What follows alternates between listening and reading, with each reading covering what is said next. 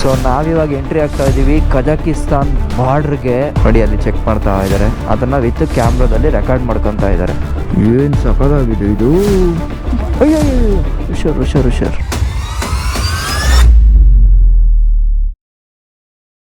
ನಮಸ್ಕಾರ KKF ಎಲ್ಲ ಹೇಗಿದ್ದೀರಾ? ಎಲ್ಲರೂ ಆರಾಮಾಗಿದ್ದೀರಾ ಅಂತ ಅನ್ಕೋತೀನಿ. ಸೊ ಎಕ್ಸಾಕ್ಟ್ ಆಗಿ ಇವತ್ತು ಚೈನಾದ ಕುಯ್ತಾನ್ ಅನ್ನೋ ಒಂದು ಊರಲ್ಲಿ ನಾನಿವಾಗಿದ್ದೀನಿ. ನಿಮಗೆ ಮ್ಯಾಪಲ್ಲಿ ತೋರಿಸ್ತೀನಿ ಬನ್ನಿ.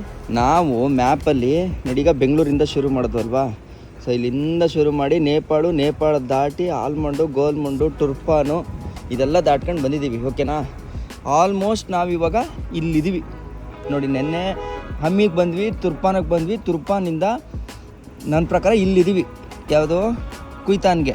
ಸೊ ಇಲ್ಲಿಂದ ಇನ್ನೊಂದು 500 ಕಿಲೋಮೀಟ್ರ್ ಹೋದರೆ ನೆಕ್ಸ್ಟು ನಮಗೆ ಕಜಕಿಸ್ತಾನ್ ಬಾರ್ಡ್ರು. ಸೊ ಇಲ್ಲಿ ಆಲ್ಮಟ್ಟಿ ನೋಡ್ತಾ ಇದ್ರಲ್ಲ, ಈ ಕಜಕಿಸ್ತಾನ್ ಬಾರ್ಡ್ರ್ ಹತ್ರ ನಾವು ಹೋಗಿ ರೀಚ್ ಆಗಬೇಕು. ಸೊ ಇದು ನಮ್ಮ ಪ್ಲ್ಯಾನು.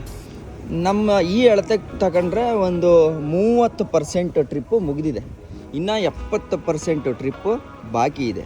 ಸೊ ಇದೆಲ್ಲ ಸುತ್ತಾಡೋಕ್ಕೆ ಆ್ಯಕ್ಚುಲಿ ನಿಜ ಫೀಲ್ ಆಗ್ತಿದೆ ಇಲ್ಲಿ ಚೈನಾನ ಬಿಟ್ಟು ಹೋಗೋಕ್ಕೆ. ಯಾಕೆಂತಂದ್ರೆ ಅಷ್ಟು ಕೈಂಡ್ನೆಸ್ಸು, ಅಷ್ಟು ಒಳ್ಳೆ ಜನ ಪಾಪ. ಸೊ ಅವ್ರನ್ನ ಬಿಡ್ಬೇಕಾದ್ರೆ ಲೈಟಾಗಿ ಫೀಲ್ ಆಗ್ತಿದೆ, ಬಟ್ ತೊಂದರೆ ಇಲ್ಲ, ನಾವು ಇನ್ನೂ ದೇಶಗಳನ್ನ ನೋಡಬೇಕಲ್ಲ, ಹಂಗಾಗಿ ಹೊರಡ್ತಾ ಇದ್ದೀವಿ. ಟೀಮ್ ಎಲ್ಲ ರೆಡಿ ಆಗ್ತಾ ಇದ್ದಾರೆ ಆಲ್ರೆಡಿ. ಟೈಮ್ ಎಕ್ಸಾಕ್ಟಾಗಿ ಇವಾಗ 10 ಗಂಟೆ ಆಗಿದೆ. ನಮ್ಮ ಪಯಣ ಶುರು ಆಗ್ತಾ ಇದೆ.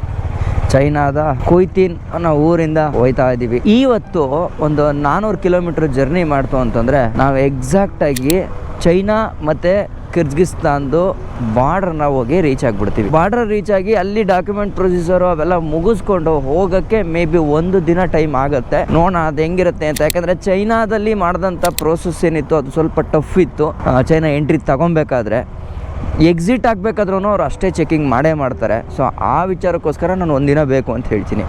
ಸೊ ಎಕ್ಸಿಟ್ ಆಗಿ ಮತ್ತೆ ಎಂಟ್ರಿ ಟು ದ ಕಜಕಿಸ್ತಾನು. ಸೊ ಇದು ಟೈಮ್ ಹಿಡಿಯುತ್ತೆ 1 ದಿನ. ಬುಜ್ಜಿ ಬಂಗಾರಿ, ಚೈನಾದವರು ನೀವು? ಚೈನಾ ನಾಯಿನ ಅದು ನರ್ವಸ್ ಆಗಿದೆ ನೋಡಿ ಅಲ್ಲಿ. ಚೈನಾ ಬಂಗಾರಿ, ಚೈನಾ ನಾಯಿನ ನೀವು? ಈ ಕಣ್ಣಲ್ಲಿ ಇನ್ನೀ ಏನೇನು ನೋಡ್ಬೇಕು. ಹೈವೇಗೆ ಬಂದು ಜಾಯಿನ್ ಆದ್ವಿ.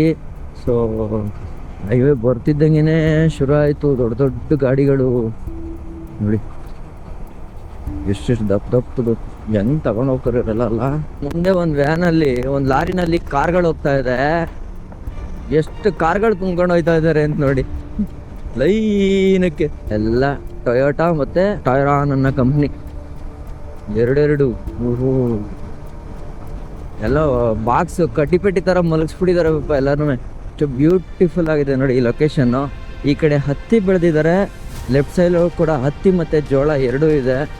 ಜೊತೆಗೆ ಈ ಮೌಂಟೇನ್ಸು, ಆ ಮಂಜುಗಡ್ಡೆ ನೋಡೋಕ್ಕೆ ಒಂಥರ ಸಂತೋಷ.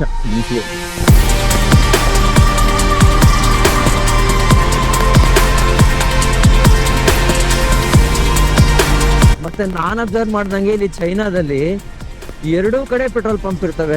ಲೆಫ್ಟ್ ಸೈಡು ಮತ್ತು ರೈಟ್ ಸೈಡ್, 2 ಸೈಡಲ್ಲೂ ಪೆಟ್ರೋಲ್ ಪಂಪ್ ಇರುತ್ತೆ. ನಮ್ಮ ಕಡೆ ಇರೋ ಥರ ಬರೀ ಒಂದು ಸೈಡ್ ಮಾತ್ರ ಇದ್ದು ರೋಡ್ನ ಡಿವೈಡ್ ಮಾಡಿ ಆ ಕಡೆ ಕ್ರಾಸ್ ಮಾಡೋದು ಅವೆಲ್ಲ ಇಲ್ಲ ಇಲ್ಲಿ ಸೀನು. ರೋಡು ಹೈವೇ ಕ್ರಾಸ್ ಮಾಡಬೇಕು ಅಂದರೆ ಫ್ಲೈಓವರು ಅಥವಾ ಅಂಡರ್ ಬ್ರಿಡ್ಜಲ್ಲಿ ಮಾತ್ರ. ಇನ್ನು ಅದು ಬಿಟ್ಟರೆ ರೋಡನ್ನ ಮಾತ್ರ ಯಾವುದೇ ಕಾರಣಕ್ಕೂ ಕಟ್ ಮಾಡಿಲ್ಲ. ಒಂದೊಂದು ಕಡೆ ಮಾತ್ರ ಎಮರ್ಜೆನ್ಸಿ ಎಕ್ಸಿಟ್ಗಳನ್ನ U-turn ತಗೊಳಕ್ಕೆ ಅಂತ ಹೇಳಿ ಕೊಟ್ಟಿದ್ದಾರೆ ನೋಡಿ. ರೈಟ್ ಸೈಡ್ ಲೇನ್ ಇಲ್ಲಿದೆ, ಲೆಫ್ಟ್ ಸೈಡ್ ಲೈನ್ ಎಲ್ಲ ಐತೆ ನೋಡಿ, ಅಲ್ಲಿದೆ. ಅದ್ರ ಮಧ್ಯದಲ್ಲಿ ತೋಟ,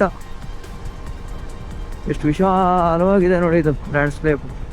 ಈ ರೈಟ್ ಸೈಡಲ್ಲಿ ಸಾಯಿರಾಮ್ ಲೇಕ್ ಅಂತ ಇದೆ, SAYRAM. ರಾಮ್ ಅಂತೂ ಕೊನೆಯಲ್ಲಿದೆ. ಸೊ ಸಾಯಿರಾಮ್ ಲೇಕ್ ಅಂತ ಇದು ಹೆಚ್ಚು ಕಡಿಮೆ 30 ಕಿಲೋಮೀಟ್ರ್ ಉದ್ದಕ್ಕೆ ನಮಗೆ ಕಾಣಿಸುತ್ತೆ. ಸೊ ಅಲ್ಲಿ ನೋಡ್ತಾ ಇದ್ದೀರಲ್ಲ ಎಷ್ಟು ಸಗದ ಕಾಣಿಸ್ತಾ ಇದೆ. ಆದರೆ ಎಂಟ್ರಿ ಫೀಸು 75 ಯುವಾನು, ಅಲ್ಲದೆ ಇನ್ನೂ 75 ಯುವಾನ್ ಪಾರ್ಕಿಂಗಿಗಂತೆ. ಟೋಟಲ್ 150 ಯುವಾನು, ಅಂದರೆ ಹೆಚ್ಚು ಕಡಿಮೆ 1200-1800 ರೂಪಾಯಿ ಬರುತ್ತೆ. ಏನು ಸಕ್ಕದಾಗಿ ಕಾಣಿಸ್ತಾ ಇದೆ ನೋಡಿ. ಆ ನೀರಿನ ಕಲರೇ ಒಂಥರ ಶೈನಿ ಬ್ಲೂ ಥರ ಇದೆ. ಒಳ್ಳೆ ಆಕಾಶದ ಮೋಡ ಎಲ್ಲ ಒಟ್ಟಿಗೆ ಇರೋಂಗೆ, ಮೋಡ ಮತ್ತು ನೀರು ಎರಡು ಸೇರ್ಕೊಂಡು ಒಂದೇ ಥರ ಇರೋ ಥರ ಕಾಣಿಸ್ತಿದೆ.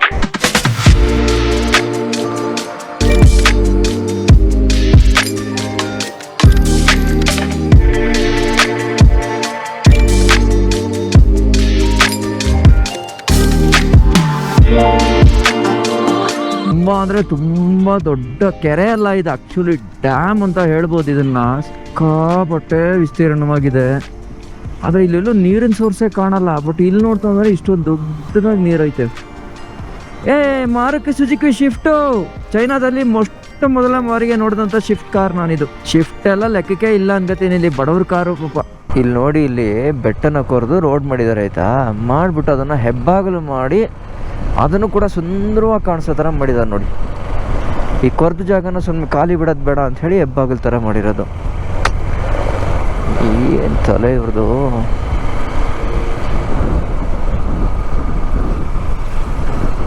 ಓಹೋ, ಈ ಕಡೆಗೆ ಬಂದರೆ ಥಂಡಿ ಇರೋ ಜಾಗ, ಆ ಕಡೆ ಫುಲ್ಲು ಧೂಳು ತುಂಬಿ ಇರೋ ಜಾಗ.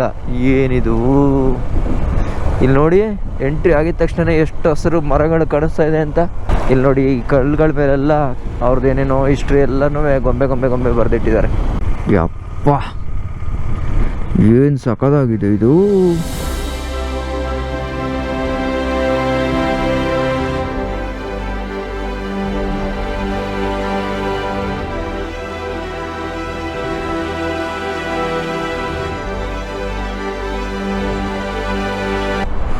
ಹಸುಗಳು ಮೇಯ್ತಾ ಇದೆ ಬ್ರೋ. ಅಲ್ಲೊಂದು ಬ್ರಿಡ್ಜ್ ಇದೆ.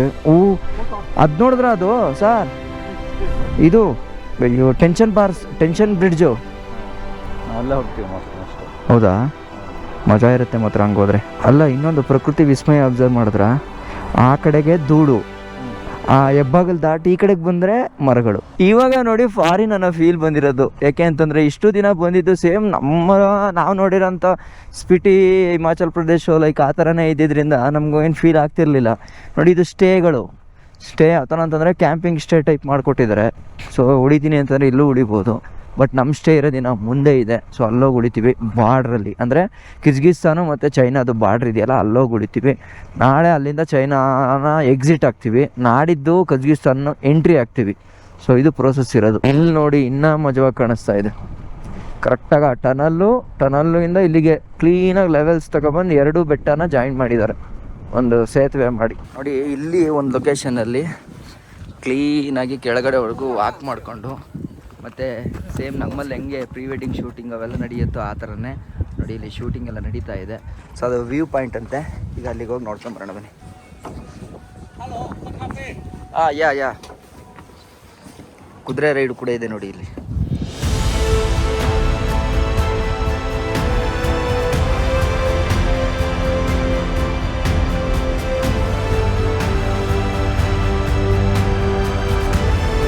ಎಷ್ಟು ಸಖತ್ತಾಗಿದೆ ನೋಡಿ. ಮತ್ತು ಕೆಳಗಡೆ ಕ್ಯಾಂಪ್ ಸೈಟ್ಗಳೆಲ್ಲ ಇದ್ದಾವೆ, ಕ್ಯಾಂಪೆಲ್ಲ ಹಾಕಿದ್ದಾರೆ ಅಲ್ಲಿ.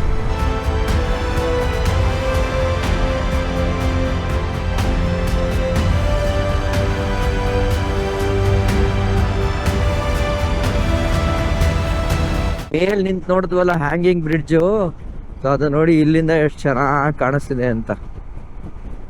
ಟೆನ್ಷನ್ ಸ್ಟೀಲ್ ಬ್ರಿಡ್ಜ್ ಇದು, ಓಕೆನಾ. ಸಸ್ಪೆನ್ಷನ್ ಬ್ರಿಡ್ಜ್ ಅಂತಲೂ ಕೂಡ ಕರೀತಾರೆ. ಆ ರಾಡ್ಗಳನ್ನ ಹೈ ಟೆನ್ಷನ್ ಮಾಡಿ ಈಲ್ಡ್ ಸ್ಟ್ರೆಸ್ ಮಾಡ್ತಾರೆ, ಅದನ್ನು ಅಂದರೆ ಎಳಿತಾರೆ, ಫುಲ್ಲು ಎಳೆದು ಅದಕ್ಕೆ ಪವರ್ ಬರ್ಸಿ ಈ ಥರ ಮಾಡಿರ್ತಾರೆ. ಅದು ಹೆವಿ ಅಂದರೆ ಹೆವಿ ಸ್ಟ್ರಾಂಗ್ ಇರುತ್ತೆ. ಆ ಮೇಲೇನಾದ್ರು ಹೋಗಂಗಿದ್ದಿದ್ರೆ ಎಷ್ಟು ಚೆನ್ನಾಗಿರ್ತಿತ್ತಲ್ವ ನಮಗೆ ನಮ್ಮ ರೂಟು. ಆ್ಯಕ್ಚುಲಿ ಅದೃಷ್ಟವಶಾತ್ ನಮ್ಮ ರೂಟ್ ಈ ಕಡೆಗೆ ಹೋಗ್ತಾ ಇದೆ, ಬಟ್ ಸ್ಟಿಲ್ ತೊಂದರೆ ಇಲ್ಲ.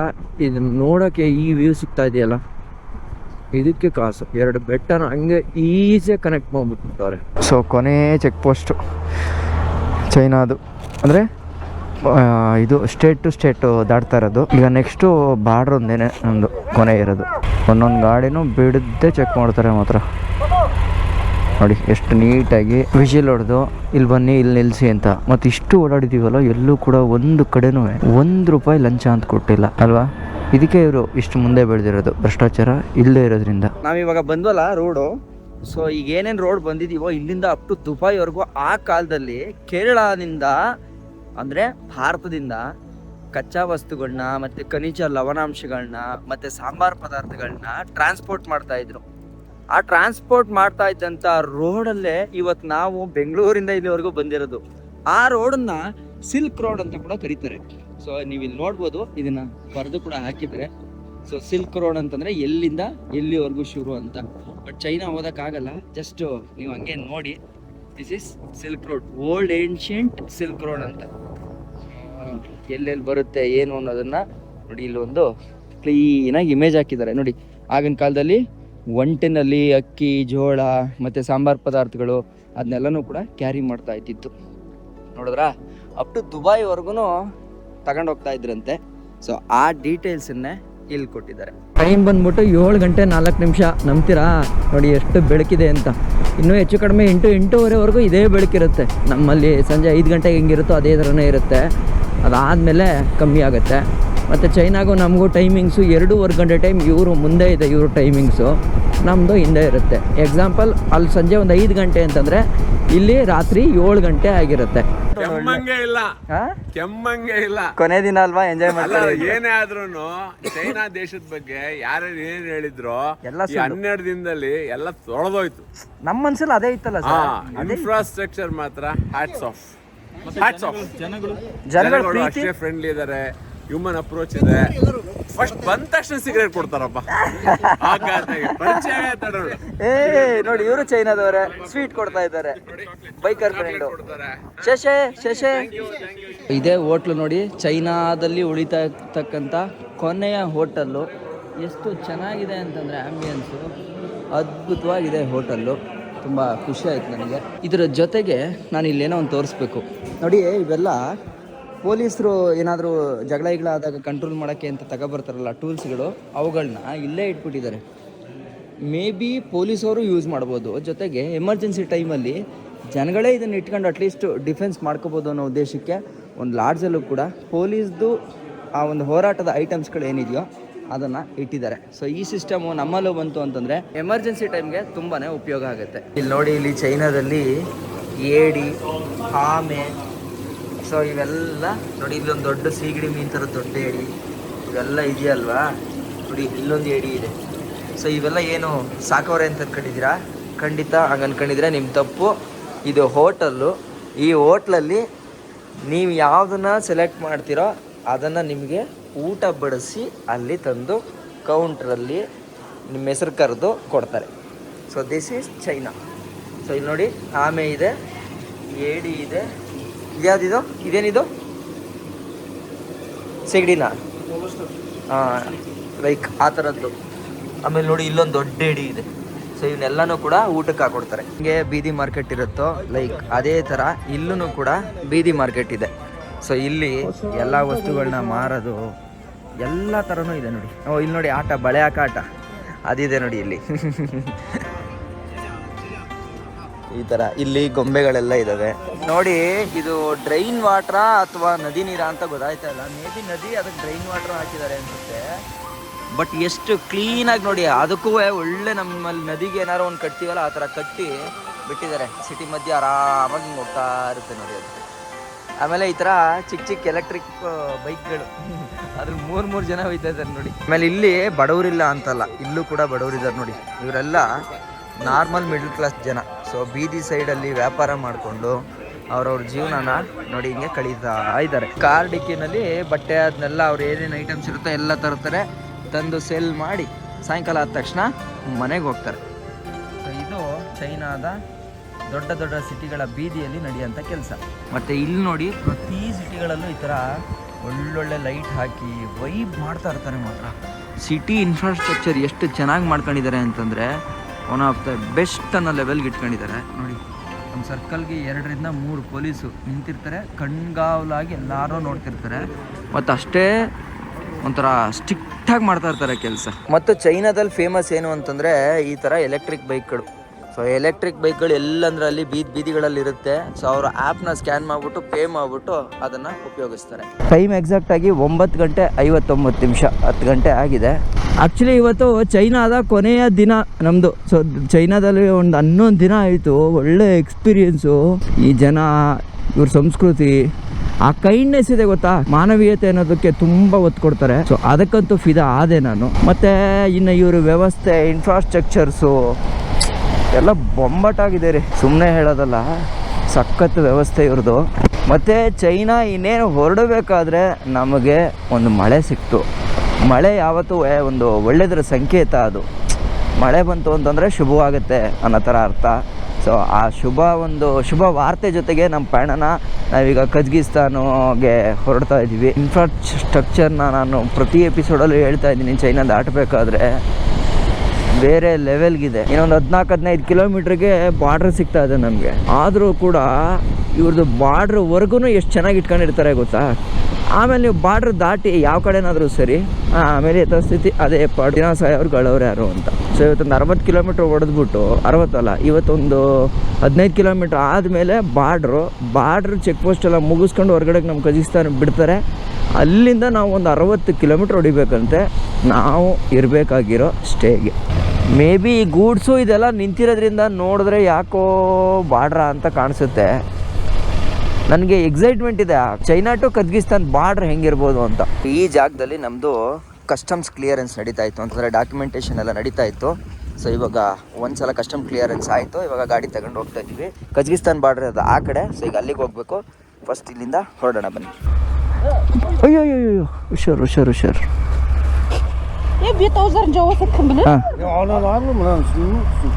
ಓ ಯಾ ಓಕೆ. ಸೊ ನೋಡಿ ಜನ ಪಾಪ ಅಷ್ಟು ಪ್ರೀತಿಯಿಂದ ಬಂದು ಫೋಟೋ ತೆಗೆಸ್ಕೊಂಡು ಹಗ್ ಮಾಡಿ ಎಷ್ಟು ಚೆನ್ನಾಗಿ ಕಳಿಸ್ಕೊಡ್ತಾರೆ. ಎಕ್ಸಾಕ್ಟಾಗಿ 12 ಗಂಟೆ 6 ನಿಮಿಷ ಆಗಿದೆ. ಒಂದು ಹೆಚ್ಚು ಕಡಿಮೆ 2 ಅವರ್ ಆಯಿತು. ಸೊ ಕಸ್ಟಮ್ ಕ್ಲಿಯರೆನ್ಸ್ ಆಗೋದು. ಕಸ್ಟಮ್ ಕ್ಲಿಯರೆನ್ಸ್ ಅಂತಂದರೆ ನಾವೀಗ ವೆಹಿಕಲ್ಸ್ ತಂದಿರ್ತೀವಲ್ಲ, ಗಾಡಿಗಳಿಗೆ ಪೇಪರ್ ಬೇಕು. ಸೊ ನಾವು ಚೈನಾದಿಂದ ಎಕ್ಸಿಟ್ ಆಗ್ತಾ ಇದ್ದೀವಿ ಕಜಕಿಸ್ತಾನ್ಗೆ ಅಂಥೇಳಿ ಪೇಪರ್ ಡಾಕ್ಯುಮೆಂಟ್ ಬೇಕಲ್ಲ.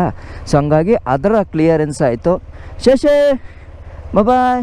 ಸೊ ಅದನ್ನು ಮುಗಿಸ್ಕೊಂಡು ನಮ್ಮ ಪಯಣ ಮತ್ತೆ ಹೊರಡ್ತಾ ಇದೆ. ಲಿಟ್ರಲಿ ನಾನು ಬೇಜಾರಾಗ್ತಿದೆ ನನಗೆ. ಇಂಥ ಒಳ್ಳೆ ದೇಶ ಎಷ್ಟು ಚೆನ್ನಾಗಿ ಟ್ರೀಟ್ ಮಾಡ್ತು. ನನಗೆ ದೇವರಾಣೆ ಕಣ್ಣಲ್ಲಿ ನೀರು ಬರ್ತಾ ಇದೆ ನೋಡಿಬೇಕಾದ್ರೆ. ಸೊ ರೀಸನ್ ಏನು ಅಂತಂದರೆ, ಒಂದು ದೇಶನ ನಾವು ಎಷ್ಟು ಈಸಿಯಾಗಿ ಹೇಳ್ಬಿಡ್ತೀವಲ್ವಾ, ಈ ದೇಶ ಸರಿಯಿಲ್ಲ ಅಂತ. ಹಂಗೆ ಒಂದು ದೇಶನ ಈ ಮೀಡಿಯಾಗಳ ಒಂದು ಅವ್ಯವಸ್ಥೆ ಹೇಗಿರುತ್ತೆ ಅನ್ನೋದನ್ನ ತಿಳ್ಕೊಬೋದು. ಮೀಡಿಯಾದವ್ರು ನಮಗೆ ತೋರಿಸಿರೋದು ಹೆಂಗೆ. ಎಲ್ಲಾ ಮೀಡಿಯಾನು ಹೇಳ್ತಾ ಇಲ್ಲ ನಾನು. ಕೆಲವೊಂದು ಮೀಡಿಯಾಗಳು ಚೈನಾ ಅಂದಿದ ತಕ್ಷಣ ಅವ್ರೇನೋ ರಾಕ್ಷಸರು, ಅವ್ರು ಸರಿಯಿಲ್ಲ, ಅವ್ರು ಹಂಗೆ ಹಿಂಗೆ ಅಂತೆಲ್ಲ ಹೇಳೋ ಥರ ಎಲ್ಲ ತೋರಿಸ್ಬಿಟ್ಟಿದ್ರಲ್ಲ. ಯಪ್ಪ, ಎಷ್ಟು ಹೇಟಿಸಮ್ ಇದೆ ಅಂತಂದ್ರೆ ನಮ್ಮಲ್ಲಿ ಚೈನಾ ಮೇಲೆ ಅಷ್ಟು ಹೇಟಿಸಮ್ ಮಾಡ್ಕೊಂಡಿದೀವಿ ನಾವು. ಇವನ್ ನಾನು ಕೂಡ ಹೇಟ್ ಮಾಡ್ತಾ ಇದ್ದೆ, ಚೈನಾದವ್ರು ಅಂದ್ರೆ ಸರಿಯಿಲ್ಲ, ಚೈನಾದವ್ರು ಅಂದ್ರೆ ಹಂಗೆ ಹಿಂಗೆ ಅಂತ. ಆದ್ರೆ ಇಲ್ಲಿ ಬಂದ್ಮೇಲೆ ಗೊತ್ತಾಯ್ತು ಅವ್ರ ಪ್ರೀತಿ, ಅವ್ರ ಇದಕ್ಕೆ ಅವರೊಂದು ಆ ಕೈಂಡ್ನೆಸ್ಗೆ ಸೋತೋದೆ ದೇವರಾಣೆ. ಅದಲ್ಲದೆ ಇಲ್ಲಿ ಅವರು ಇಂಡಿಯಾ ಅಂತಂದ್ರೆ ಎಷ್ಟು ಪ್ರೀತಿಯಿಂದ ನೋಡ್ತಾರೆ ಗೊತ್ತಾ. ಇಂದೋ ಅಂತ ಕರೀತಾರೆ ಇಂಡಿಯಾನ. ಇವರು ಇಂಡಿಯನ್ಸ್ ಅಂದಿದ ತಕ್ಷಣ ಅಷ್ಟೊಂದು ಪ್ರೀತಿ ಮಾಡ್ತಾ ಇದ್ದಾರೆ. ಯಾಕೆ ಹೇಳಿ ಇವರು ಪ್ರೀತಿ ಮಾಡ್ತಾ ಇದ್ದಾರೆ? ಇವರು ಯಾವುದೇ ಮೀಡಿಯಾಗಳನ್ನ ಜಾಸ್ತಿ ನೋಡಲ್ಲ. ಎಸ್ಪೆಷಲಿ ನಮ್ಮ ಕೆಲವೊಂದು ಪೇಯ್ಡ್ ಮೀಡಿಯಾಗಳನ್ನ ನೋಡಲ್ಲ. ಯೂಟ್ಯೂಬ್ ಇಲ್ಲ ಇವ್ರ ಹತ್ರ. ಸುಮ್ಮನೆ ಸುಳ್ಳು ಸುದ್ದಿಗಳನ್ನ ಹಬ್ಸೋಕ್ಕೆ, ಅಥವಾ ಯಾವುದೇ ರೀತಿ ವಾಟ್ಸಪ್ ಯೂನಿವರ್ಸಿಟಿ ಇಲ್ಲ. ಅವರ ಥಿಂಕಿಂಗಲ್ಲಿ ಇಂಡಿಯನ್ಸ್ ಅಂತಂದರೆ ಗ್ರೇಟ್ ಅನ್ನೋ ಥರನೇ ಇದೆ. ದಯವಿಟ್ಟು ನಾವು ಅಷ್ಟೇ ನಮ್ಮಲ್ಲಿ ಬರೋಂಥ ಚೈನಾ ಟೂರಿಸ್ಟ್ ಯಾರಾದರೂ ಬಂತು ಅಂತಂದರೆ ಅವ್ರನ್ನ ತುಂಬುರದಿಂದ ಸ್ವಾಗತ ಮಾಡಿಕೊಂಡು ಅವ್ರನ್ನ ಒಳ್ಳೆ ರೀತಿ ಟ್ರೀಟ್ ಮಾಡಿ ಕಳ್ಸೋಣ. ಜೊತೆಗೆ ಚೈನಾ ಅಂತಲ್ಲ, ಯಾವುದೇ ದೇಶದಿಂದ ಯಾರೇ ಬಂದ್ರೂ ಅವ್ರನ್ನ ಅತಿಥಿ ದೇವೋಭವ ಅನ್ನೋ ಕಾನ್ಸೆಪ್ಟಲ್ಲಿ ನಾವು ಅವ್ರನ್ನ ನೋಡ್ಕೊಳ್ಳೋಣ. ಆವಾಗ ನಮ್ಮ ದೇಶನೂ ಕೂಡ ಈ ಥರ ನನ್ನ ಥರ ಯಾರೋ ಇನ್ನೊಬ್ಬರು ಬ್ಲಾಗರು ಅಥವಾ ಇನ್ನೊಬ್ಬರು ಟೂರಿಸ್ಟು ಅವರ ದೇಶದ ಜನಕ್ಕೆ ಹೇಳ್ತಾರೆ ಇಂಡಿಯಾದವರು ಅದ್ಭುತವಾದ ಜನ ಅಂತ. ನಾವಿನ್ಮೇಲೆ ಭಾರತದ ಹೆಸರನ್ನು ಮುಂದಕ್ಕೆ ತಗೊಂಡು ಹೋಗಬೇಕು ಅಂತಂದರೆ ಹೊರಗಡೆಯಿಂದ ಬಂದವ್ರನ್ನ ಪ್ರೀತಿಯಿಂದ ನೋಡಿ ಟ್ರೀಟ್ ಮಾಡಿ ಅವ್ರಿಗೆ ಯಾವುದೇ ರೀತಿ ಮೋಸ ಆಗದೆ ಇರೋಂಗೆ ಕಳಿಸ್ಕೊಡೋಣ. ಇದು ಚೈನಾದಲ್ಲಿ ನನಗಾದಂಥ ಒಂದು ಅನುಭವ. ಇದೇ ರೀತಿ ಪ್ರತಿ ದೇಶದಲ್ಲೂ ಒಂದೊಂದು ಪಾಠನ ನಾನು ಕಲಿತೀನಿ. ಆ ಕಲಿಯೋಂಥ ಪಾಠನ ನಿಮಗೂ ಕೂಡ ಹೇಳೋಂಥ ಪ್ರಯತ್ನ ಮಾಡ್ತೀನಿ. ಆಮೇಲೆ ನಾನು ಯಾವುದೂ ಸುಳ್ಳು ಪಳ್ಳು ಅವೆಲ್ಲ ಹೇಳಲ್ಲ. ನನ್ನ ಅನುಭವ ಏನಾಯ್ತೋ ಈ ಎಕ್ಸ್ಪಿಡಿಷನಲ್ಲಿ ಅದನ್ನು ನಿಮಗೆ ಕಂಪ್ಲೀಟಾಗಿ ತಿಳಿಸ್ಕೊಡೋಂಥ ಪ್ರಯತ್ನ ನಾನು ಮಾಡ್ತೀನಿ. ಅಕ್ಕಪಕ್ಕ ನೋಡ್ಕೊಂಡು ಮಾತಾಡೋಣ ತಮ್ಮ. ಕಾಂಟ್ರವರ್ಸಿ ಮಾಡಿ ಕಾಲ್ ಎಳೆದು ಬಿಡ್ತಾರೆ. ಕಾಲ್ ಎಳಿಯಕ್ಕೆ ಅಂತಾನೆ ಕಾಂಟ್ರವರ್ಸಿ ಮಾಡೋರಿಗೆ ಬೇಡ ಅಂದ್ರೆ ಬಿಟ್ಟರೇನಿಲ್ಲ. ಕಾಲ್ ಎಳೆಯೋರು ಯಾವತ್ತಿದ್ರು ಕಾಲ್ ಕೆಳಗಿರ್ತಾರೆ. ಪ್ರೀತಿ ಅಭಿಮಾನ ಇಟ್ಟಿರೋ ಜನಗಳು ಹೃದಯದಲ್ಲಿರ್ತಾರೆ. ಜನರಿಂದ ನನ್ನ ಮೇಲೆ ಬಂದೆ, ಜನರನ್ನೇ ನನ್ನ ದೇವರೆಂದೇ. ಸೊ ನಾವಿವಾಗ ಎಂಟ್ರಿ ಆಗ್ತಾ ಇದ್ದೀವಿ Kazakhstan border entry check post. ಇದು ಏನು ಅದ್ಭುತವಾಗಿದೆ ನೋಡಿ ಬಿಲ್ಡಿಂಗು. ಶಾಕ್ ಆಗ್ಬಿಟ್ಟಿದ್ದೀವಿ ನಾವು ಬೈಕರ್ಸ್ ಇದನ್ನು ನೋಡಿ. This is the border. Outside that is the Kazakhstan. This is the Chinese. After this side, 3 kilometers, that's the border of the Kazakhstan. Thank you. ಮಾತ್ರ ಈ ಅಮ್ಮ ಇದೆಯಲ್ಲ, ಆಮಿಗಿಂತನೂ ತುಂಬಾ ಎಕ್ಸ್ಪೀರಿಯನ್ಸ್ ಇರೋ ಅಮ್ಮ. ಎಷ್ಟು ಚೆನ್ನಾಗಿ ಎಲ್ಲನೂ ಹ್ಯಾಂಡಲ್ ಮಾಡುತ್ತೆ ಅಂತಂದರೆ ಗ್ರೇಟು. ನಮ್ಮ ಇಂಟರ್ನ್ಯಾಷನಲ್ ರೈಡನ್ನು ಮೂರನೇ ಹೊರ ದೇಶಕ್ಕೆ ಎಂಟ್ರಿ ಆಗ್ತಾ ಇದ್ದೀವಿ ಇವಾಗ. ಸೊ ಇಲ್ಲಿ ಚೆಕ್ಕಿಂಗ್ ಪ್ರೊಸೆಸ್ ಮುಗಿಸ್ಕೊಂಡು ಮುಂದಕ್ಕೆ ಹೋಗ್ತಿದ್ದಂಗೆ ಕಜಕಿಸ್ತಾನ್ ನಮಗೆ ಸಿಗ್ತಾ ಇದೆ. ಸೊ ಮಾಮೂಲಿ ಇದರಲ್ಲಿ ಬಂದಿರೋರೆಲ್ಲ ಅಲ್ಲಿ ನಡ್ಕೊಂಡು ಹೋಗ್ತಾ ಇದ್ದಾರೆ ನೋಡಿ ಆ ಕಡೆ ಸೈಡು. ಮೇ ಬಿ ಇದು 0 ಪಾಯಿಂಟ್ ಅಂತ ಅನಿಸುತ್ತೆ ನೋಡಿ, ಇಲ್ಲೆಲ್ಲ ಫೆನ್ಸಿಂಗ್ ಹಾಕಿದಾರಲ್ಲ. ಸೊ ಈ ಕಡೆಯಿಂದ ಮುಂದಕ್ಕೆ ಕಜಕಿಸ್ತಾನ. ಅರೆ ವಾವ್, ಎಂಥ experience. Receiving inspection, okay, please stop receiving inspection. Electronic monitor area, restricted area, permit required, no photography. Okay, ನಮ್ಮ ಫೋಟೋಗ್ರಫಿಗೂ ಪ್ರಾಬ್ಲಮ್ ಬರ್ಬೋದು ಮುಂದಕ್ಕೆ. ಮೇ ಬಿ ಆಫ್ ಮಾಡಿ ಅಂದರೆ ನಾನು ಆಫ್ ಮಾಡ್ತೀನಿ. ಸೊ ಒಂದು ಸಲ ಕ್ಲೀನಾಗಿ ಗಾಡಿಗಳನ್ನೆಲ್ಲ ಚೆಕ್ ಮಾಡ್ತಾರೆ, ನೋಡೋಣ ಏನು ಮಾಡ್ಬೋದು ಅಂತ. ನೋಡಿ ಅಲ್ಲಿ ಚೆಕ್ ಮಾಡ್ತಾ ಇದ್ದಾರೆ, ಅದನ್ನು ವಿತ್ ಕ್ಯಾಮ್ರಾದಲ್ಲಿ ರೆಕಾರ್ಡ್ ಮಾಡ್ಕೊತಾ ಇದ್ದಾರೆ. ಇದನ್ನ ಹೆಂಗಪ್ಪ ದೂಕೋದು? ಸೊ ಕಜಕಿಸ್ತಾನ್ ಅದೇ 0 ಪಾಯಿಂಟ್ ಇದು.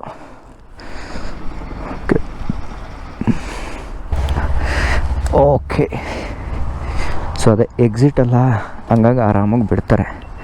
ನಾವು ಅಲ್ಲಿ ಎಂಟ್ರಿ ಆಗ್ತೀವಲ್ಲ ಆವಾಗ ಮತ್ತೆ ಶುರು ಮಾಡ್ತಾರೆ. ಇಲ್ಲಿ ಕಜಕಿಸ್ತಾನಲ್ಲಿ ಏನಿದೆ ಗುರು ಇನ್ಫ್ರಾಸ್ಟ್ರಕ್ಚರ್ ಇಲ್ಲಿ ಅಲ್ಟಿಮೇಟ್.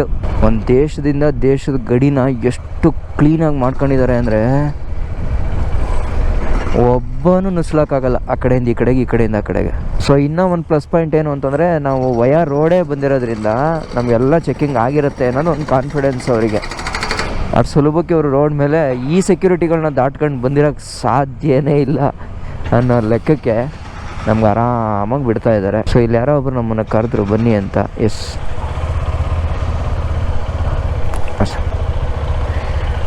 ಹೆಂಗಿದೆ ನೋಡಿ ಇದು ಗಾಡಿ.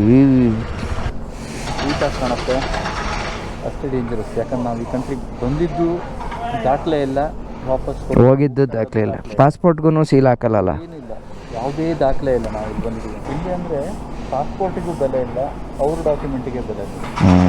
The reason for that might be the language as well. ಹೌದು. ಸೊ ಇವ್ರ ಹೆಸರು ಬಂದ್ಬಿಟ್ಟು ಚಿನ್ ಅಂತ. ಇವರು ನಮ್ಮ KTM ಗಾಡಿದು ಏನಿದೆಯೋ ಅದ್ರದ್ದು ಚೈನಾದಲ್ಲಿ ಮ್ಯಾನೇಜರ್ ಅಂತೆ. ಅವರೇ ಬಂದು ಮಾತಾಡ್ಸಿದ್ರು. ಸೊ ಕಾಂಟ್ಯಾಕ್ಟ್ ನಂಬರ್ ಎಲ್ಲ ಈಸ್ಕೊಂಡಿದ್ದೀನಿ ಏನಾದರೂ ಬೇಕಾಗುತ್ತೆ ಅಂತ. ನೋಡಿ ಟ್ಯಾಂಕ್ ಗಾಡಿ ಏನು ಮಜಾ ಇದೆ ಅಂತ. ಇದು ಟ್ಯಾಂಕ್ 700 ಅಂತೆ. ಇದು ಅಲ್ಟಿಮೇಟ್ ಕಾರ್ಸ್ಗಳು. ಇವ್ರದ್ದು ಕ್ವಾಲಿಟಿ ನೋಡಿ, ಕಾರ್ದು ನೋಡಿ ಮಜಾ ಇದೆ. ಸೊ ನೋಡಿ ಇಲ್ಲಿ ನಾವು ನಮ್ಮ ನಂಬರ್ ಪ್ಲೇಟ್ನ ನಾವೇ ಝೂಮ್ ಮಾಡಿ ಫೋಟೋ ತೆಗೆದು ಒಳಗಡೆ ತಗೊಂಡೋಗಿ ತೋರಿಸ್ಬೇಕಂತೆ. ಇದು ಇಮಿಗ್ರೇಷನ್ ಆಫೀಸ್. ನಾವು ಚೈನಾದಿಂದ ಹೊರಗಡೆ ಬರಬೇಕು ಅಂತಂದರೆ ಇದೇ ಪ್ರೊಸೀಜರ್. ಎಲ್ಲ ಮುಗೀತು, ಈಗ ಕೊನೆ ಆಟ. ಲಗೇಜಸ್ನೆಲ್ಲ ಸ್ಕ್ಯಾನ್ ಮಾಡಿ ಮತ್ತು ಪರಿಶೀಲನೆ ಮಾಡಿ ಕಳಿಸ್ತಾ ಇದ್ದಾರೆ. ಸೊ ಹಂಗಾಗಿ ಲಗೇಜ್ನೆಲ್ಲ ನೋಡಿ ಈ ಥರ ಹೊರಗಡೆ ಇಟ್ಟಿದ್ದೀವಿ. ಸೊ ಒಂದು ಸಲ ಕ್ಲಿಯರ್ ಆಗಿದ ತಕ್ಷಣ ಇಲ್ಲಿಂದ ಕಜಕಿಸ್ತಾನ್ ಎಂಟ್ರಿ ಸಿಗುತ್ತೆ. ಈ ಪೇಪರ್ ನಾವು ಅಲ್ಲಿ ಮಾಡಿಸಿದ್ವಲ್ಲ ಅದೇ ಅಲ್ವಾ ಸರ್? ಅಲ್ಲಿ ನಿಂತು ಮಾಡಿಸಿದ್ವಲ್ಲ. And by the way, some of the my guests to tell me they come from that direction. Some of the cops, you drive on the way, the cops of the countries, they are a little bit corrupt. They stop you for money or something. Yeah? ಕರಪ್ಟಾ? Corruption. in China. Nothing in China. No China. Just yeah. You drive in law, everything legally, so don't care about that. You give them money. And thank you so much for your kindness and for your service. And moreover, hats off to your experience. You have so many experiences how to handle the people and tourist group. That's great. If I come one more time China, I will contact Srinivas sir and connect with you. Yeah, same. Thank you. ಶೇಷೆ. Finally ಎಲ್ಲ checking ಪ್ರೋಸೆಸ್ಗಳು ಕೂಡ ಮುಗಿದಿದೆ. ನಾವಿವಾಗ ಕರ್ಗಿಸ್ತಾನ್ಗೆ ಹೊರಡ್ತಾ ಇದ್ದೀವಿ. Time exact ಆಗಿ 12 ಗಂಟೆ ಆಗಿದೆ ಇವಾಗ. ಸೊ ಒಂದ್ಸಲ ಇಲ್ಲಿ ನಿಂತು ಈ ಜಾಗದಲ್ಲಿ ಒಂದು ಫೋಟೋ ತಗೊಂಡು ಇಲ್ಲಿಂದ ಹೊಟ್ಬಿಡ್ತೀವಿ. ನೋಡಿ ಚೆಕಿಂಗು ಅಲ್ಲೊಂದ್ಸಲ ಮುಗಿದ್ಮೇಲೆ ಮತ್ತೆ ಇಲ್ಲಿ ಕರ್ಕೊಬಂದು ಪ್ಯಾಸೆಂಜರ್ಸ್ ಏನಿದಾರೋ ಅವ್ರನ್ನೆಲ್ಲ ಈ ಕಡೆ ಬಿಡ್ತಾರೆ, ಗಾಡೀಲಿ ಬಂದಿರೋರ್ನೆಲ್ಲ ಈ ಕಡೆ ಬಿಡ್ತಾರೆ. ಸೊ ಒಂದ್ಸಲ ಈ ಪ್ರೋಸೆಸ್ ಮುಗಿದ್ಮೇಲೆ ನಾವು ಇಲ್ಲಿಂದ ಎಂಟರ್ ಆಗ್ಬೋದು ಕಜಕಿಸ್ತಾನ್ಗೆ. ಆ ಫೆನ್ಸಿಂಗ್ ಏನು ಕಾಣಿಸ್ತಾ ಇದೆಯೋ ಅದೇ ಕಜಕಿಸ್ತಾನ್. ಅಫಿಷಿಯಲಿ ನಾವಿವಾಗ ಕಜಕಿಸ್ತಾನಕ್ಕೆ ಎಂಟರ್ ಆಗ್ತಾ ಇದ್ದೀವಿ. ಮಾದೇಶ್ವರ ಒಳ್ಳೇದು ಮಾಡುತ್ತಂದೆ.